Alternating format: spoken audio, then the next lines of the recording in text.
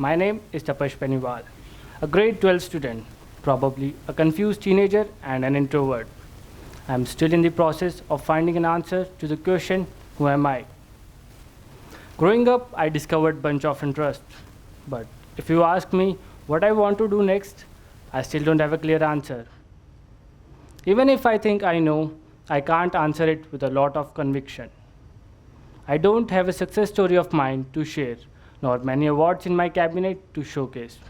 My story has just begun, like many of you sitting in the audience. I love cricket and can play it for hours. I haven't played at state level. But does that mean I ever wanted to be a cricketer? Well, I'm not sure. Academically, I used to score well, but like many other teenagers, my grades started fluctuating when I hit my teens. There was a time when I topped an entrance exam of a well known boarding school, and then there was a time when I flunked my grade 11. I also had share of my emotional baggage to handle even during my important school years. I hope you can feel the turbulence some of us go through while growing up.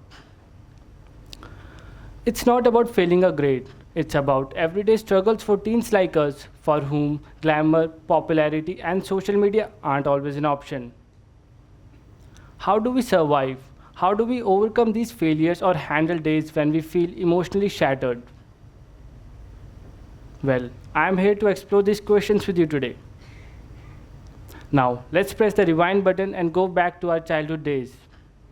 Remember how we used to wave at an aircraft flying in the sky? Those moments were simple yet magical. But for me, that magic never faded. My life was happily filled with roar of engines and vastness of sky. I would sit for hours under blazing sun watching aircrafts completely mesmerized by their majesty. My family tells me when I used to go to a toy shop, I'd be very particular about the aircraft model I wanted to buy. I would confidently ask the shopkeeper that I want a Boeing 777 or a fighter jet like a Sukhoi 30 MKI. Well, I can only imagine the shopkeeper's confusion. While growing up, I was exploring my options, especially in cricket, writing, and studies. But then COVID 19 hit and everything changed. That's when I turned my attention towards aviation photography. To my luck, my parents had a point and shoot camera lying around.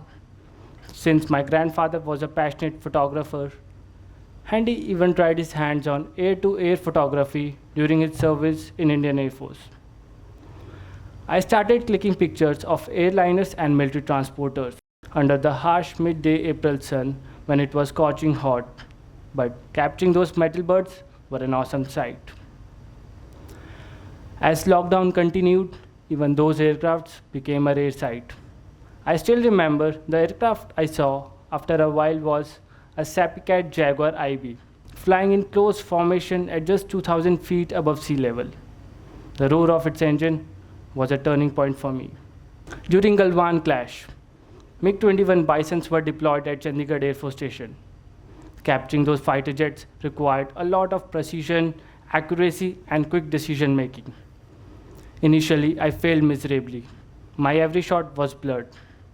I was familiarized with commercial airliners and military transporters, which land at a speed of 250 kilometers per hour. But these fighter jets land at a speed closer to 350 kilometers per hour. With time, my shots were improved. In September 2021, I had one of the most memorable experiences of my life. That's when the Air Force decided to conduct an air show at the Sukna Lake. And it just happened to be on my birthday. My birthday gift was not a car or bike, but a whole air show to capture. For an introvert like me, who often hesitates to seize an opportunity in school, it was a big chance. I was thrilled, I was happy, and beyond excited. Words can't even describe it. But then the unexpected happened. The weather forecast predicted rain on that day. I was frustrated and shocked as it poured heavily in the morning. The show was scheduled to start at 2:30 p.m. and it was still raining cats and dogs. By 11:30, rain finally started to ease up, and by afternoon, beautiful skies appeared. The adrenaline rush in my body finally settled. The air show went on, and witnessing those aircrafts up close was an experience of a lifetime. Over the past 4 to 5 years, I've faced a lot of challenges and also experienced moments of extreme happiness. I cherish seeing those photographs displayed on the walls of pilots. I always wanted to join military school, but couldn't despite getting a top rank. I even tried taking a joyride in a fighter jet. I mailed Russian authorities multiple times before they finally agreed. But I still couldn't go, even after getting 40% waiver on the fee. I've found inner happiness and contentment in many unexpected ways. Looking through the magazine that had published my photograph is sometimes enough to lift my mood. These experiences remind me that loving what we do keeps us going, even when things are tough. And we are surely able to discover this love at one point or the other. For some of us, making friends in school is difficult, and some of the teachers might not even know us. But we connect to a network of people who share a common interest. Our passion creates this connection. Acknowledgement may not come in form of likes and share, but it comes when neighbors and children engage in conversations about our passion. Our fulfillment doesn't come from annual school awards, but diving deeper into what we love. For me, it's recognizing a plane byte sound, or listening to a technical briefing, or interacting with more experienced personnel in this field. I'm not sure where I'm heading next, but I'm happy where I am today. I hope to continue discovering what truly makes me happy. At present, my happiness lies here. Just call my name.